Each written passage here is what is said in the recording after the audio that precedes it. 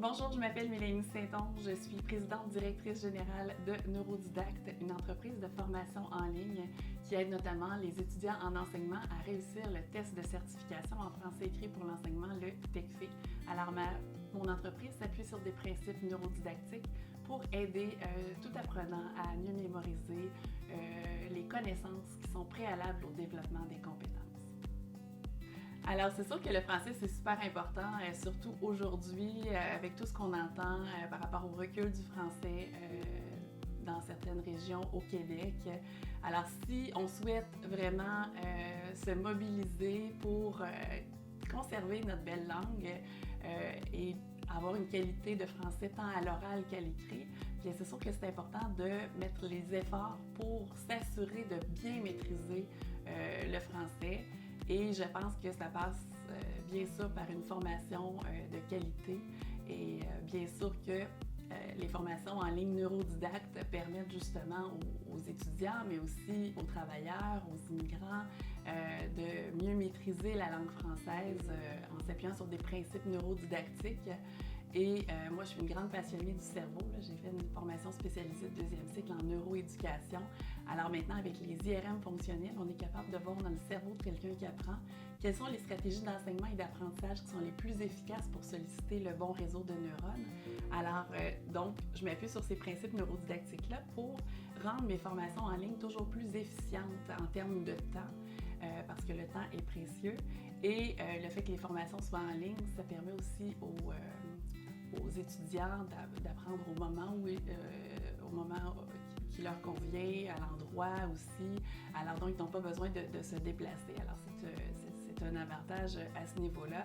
Alors l'Office québécois de la langue française, c'est vraiment pour moi une mine d'or d'informations. Quand j'ai une question qui me vient en tête, par exemple, est-ce qu'on dit à nouveau ou de nouveau, quelle est la différence entre les deux? Bien, je fais ma petite recherche sur l'Office québécois de la langue française et là, on me dit que à nouveau, c'est lorsque on refait, mais d'une manière différente, puis de nouveau, c'est lorsqu'on le refait, mais de la même manière, par exemple. Il y a plein de petites subtilités au niveau de la langue française et donc voilà, c'est vraiment un outil très utile pour moi au quotidien.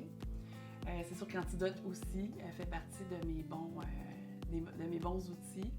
Alors, une des grandes difficultés que l'on a en parlant en français et en écrivant en français, c'est que parfois la correspondance graphème-phonème est différente d'une langue à l'autre. C'est-à-dire que en français, juste pour le son S, bien, le son S peut s'écrire SS, SC.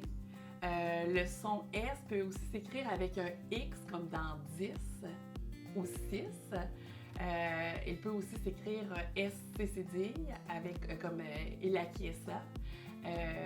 Donc, il y a différentes façons d'écrire le phonème S.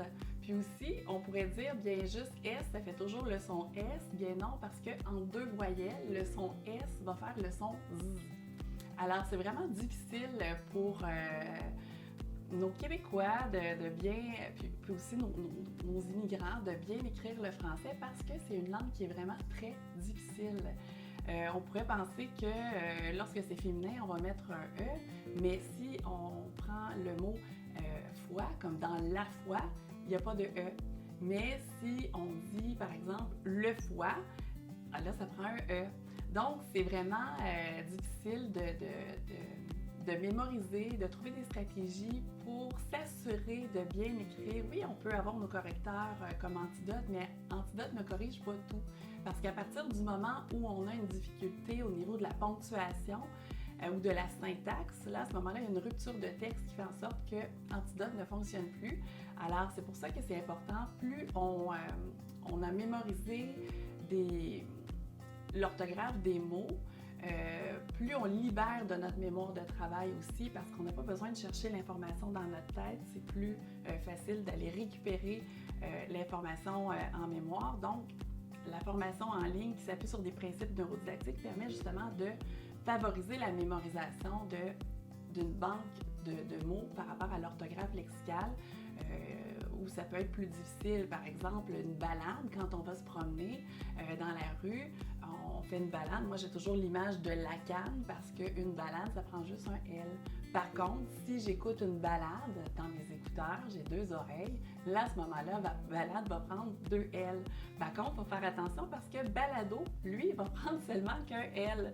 Alors donc, les trucs mémotechniques peuvent être utiles aussi pour favoriser l'apprentissage et la mémorisation de l'orthographe lexique.